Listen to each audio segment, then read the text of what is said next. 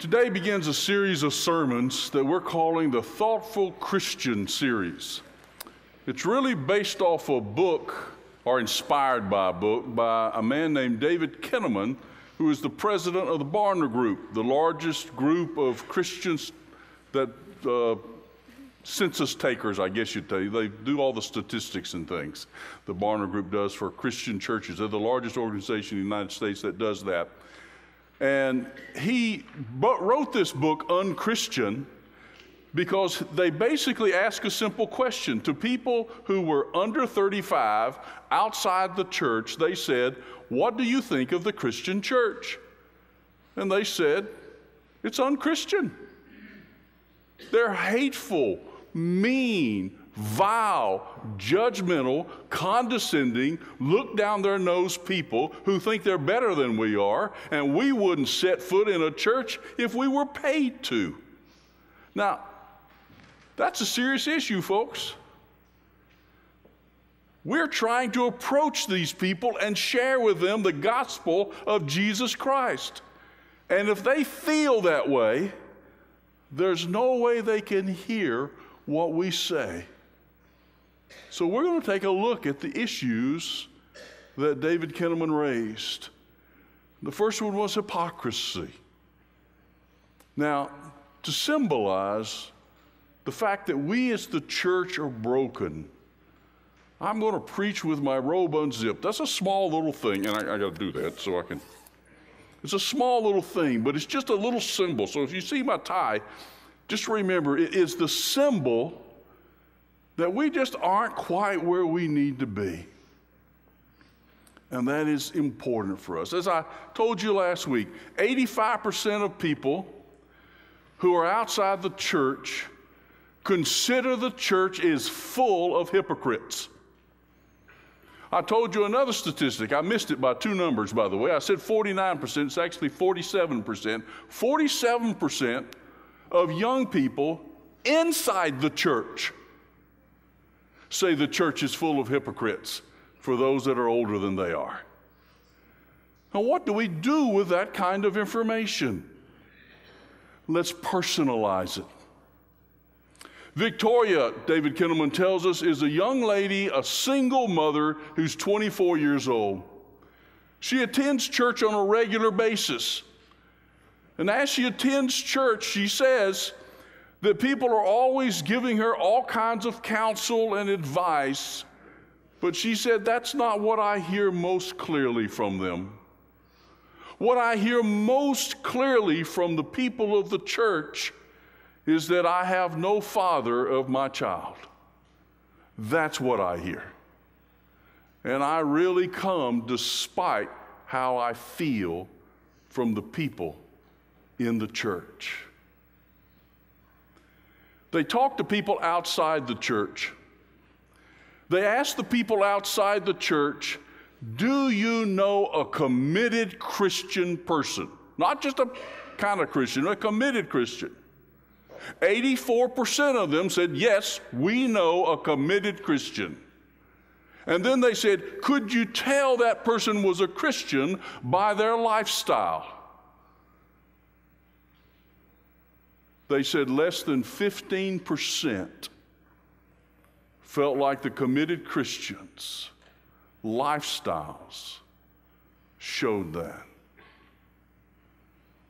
We've become Pharisees. See, we're the people in this passage. You do know that, don't you? We're the scribes and Pharisees. From childhood, if you were raised in the church like I was, you've been taught scribes and Pharisees are bad guys. But you need to know that's not true in Jesus' day. The scribes and the Pharisees were the only people on the planet who would have come to church when it was 18 degrees. They missed that. Let me say that again. The scribes and the Pharisees are the only people on the planet who would have come to church when it was 18 degrees outside. That's us, folks. We are the scribes and the Pharisees. It's important that we hear that because that's what Jesus is attacking. See, we've created our own dilemma, our own catch-22, because despite our theology, what we have created is a scenario in which we say, to be a Christian, you're supposed to do the right thing and be a good person. There's only one problem with that. Romans 3:23 says, all have sinned and fall short of the glory of God.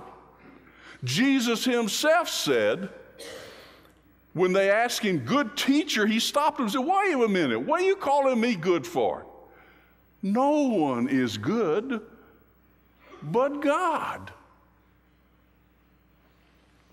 But now we've created this catch-22.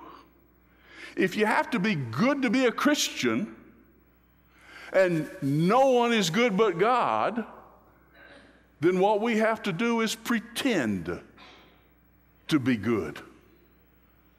Not show our flaws, hide them behind a facade, a mask, if you would. That is what hypocrisy is. And people see right through us.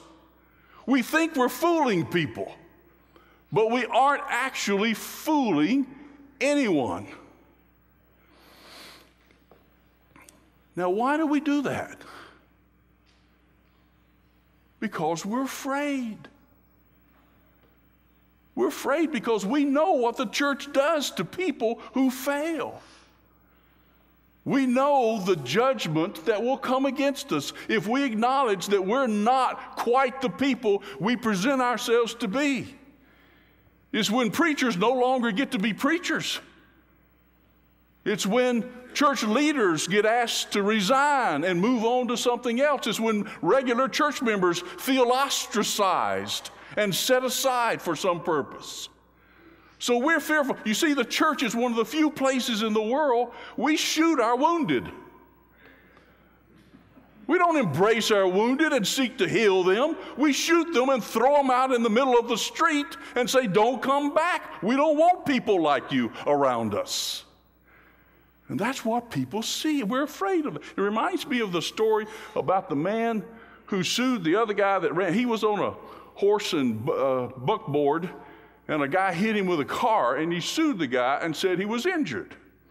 So he got to the courtroom, and the defense attorney turned on this old man. He said, now, is it not true that when you were at the wreck, the policeman asked you if you were all right, and you said you were just fine?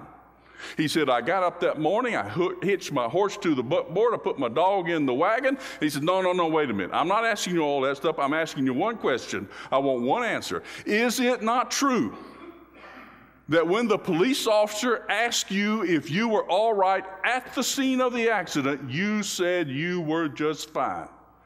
He said, I got up that morning, I hitched my horse to my buckboard, I put the dog up in there, and wait a minute. Your Honor, would you please instruct this witness that he's not to tell the story, he's just to answer the question, yes or no.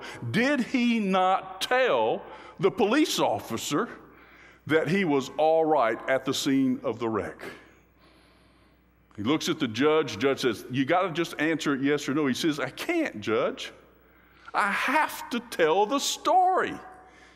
Judge finally says, well, all right, tell the story. He says, well, I got up that morning. He said, I hitched my horse to my buckboard. I put my dog up in the seat. I got up in there with him, and I commenced to riding down the road when this fool came around the corner and ran all over me in his car. He said, the police officer showed up before the ambulance did. He walked over, saw my dog was badly hurt, took out his gun and shot him. He went over to the horse, saw it had 2 broken legs, took out his pistol and shot him. He walked over to me with his hand on his pistol and said, are you all right? And I said I was all right.